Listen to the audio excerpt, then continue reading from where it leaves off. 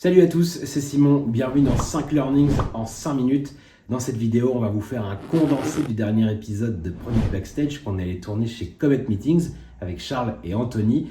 Dans cet épisode, on va voir ce que ça change de travailler sur un produit qui est à la fois physique et digital. On va en savoir plus aussi sur la méthode du Mad Jedi inventée par Charles. On va voir comment est-ce que les développeurs peuvent être vraiment impliqués dans la discovery. On va voir justement comment laisser beaucoup de place à cette discovery dans votre organisation, mais tout en délivrant beaucoup. Et on va aussi voir comment et pourquoi il ne faut pas enfermer des product managers dans un scope produit. Toi Charles, tu as bossé dans des boîtes avant au produit, où c'était des produits justement 100% digitaux. C'est quoi les grandes différences finalement entre ces deux types de boîtes? C'est les gens. Il y a 170 personnes ici, on est 10 côté Product plus Tech.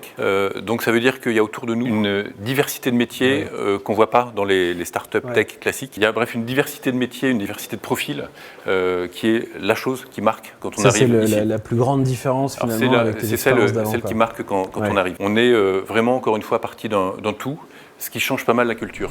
Des moments, chacun, qu'on va appeler soit Jedi, soit Mad. Anto, pendant le cycle 1, il est Jedi. Le cycle 2, Mad, ça va alterner comme ça. Et moi, ça va être l'inverse. Je vais prendre ma casquette Mad sur le cycle 1, Jedi, Mad, etc. Donc on voit qu'il y a une alternance. Donc Jedi, ça veut dire quoi? Ça veut dire just do it. Et Mad, ça veut dire quoi? Ça veut dire make a difference. Je parlais beaucoup des entretiens utilisateurs au niveau quali, quanti de l'analyse de la donnée existante, mais il y a aussi quelque chose qu'on fait beaucoup grâce à nos solutions existantes, c'est l'A/B test. Typiquement, on a une modale de connexion, on demande à la fin du parcours, et donc on a fait un A/B test pour mettre cette page, cette modale de connexion en début de parcours. Et on a analysé en fait le taux de conversion qu'on avait sur la solution pour voir ce que ça changeait, s'il y en avait un taux de conversion plus élevé ou pas. Les développeurs ne font pas que des quick wins.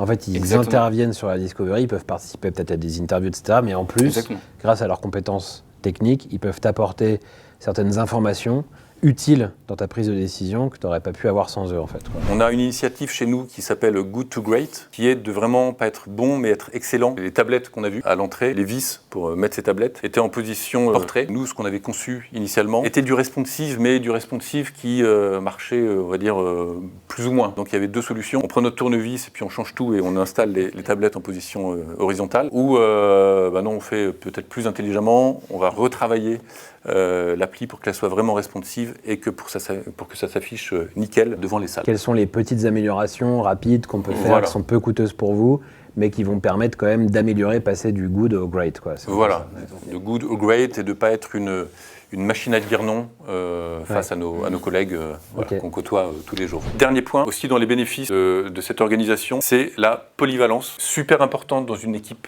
encore petite comme la nôtre. On est capable, et ça vaut encore plus pour les devs, d'intervenir sur n'importe quel sujet et donc de ne pas être contraint par des questions de compétences sur les prochains sujets qu'on va prendre. On est, par ce système-là, en mesure de vraiment se passer le relais en permanence. Donc voilà comment on a décidé de s'organiser chez Comet. Voilà, c'était 5 Learnings en 5 minutes, un condensé du dernier épisode de Product Backstage. On se retrouve le mois prochain, on ira discuter avec les équipes de partout pour en savoir plus sur la manière dont ils construisent leurs produits. À bientôt!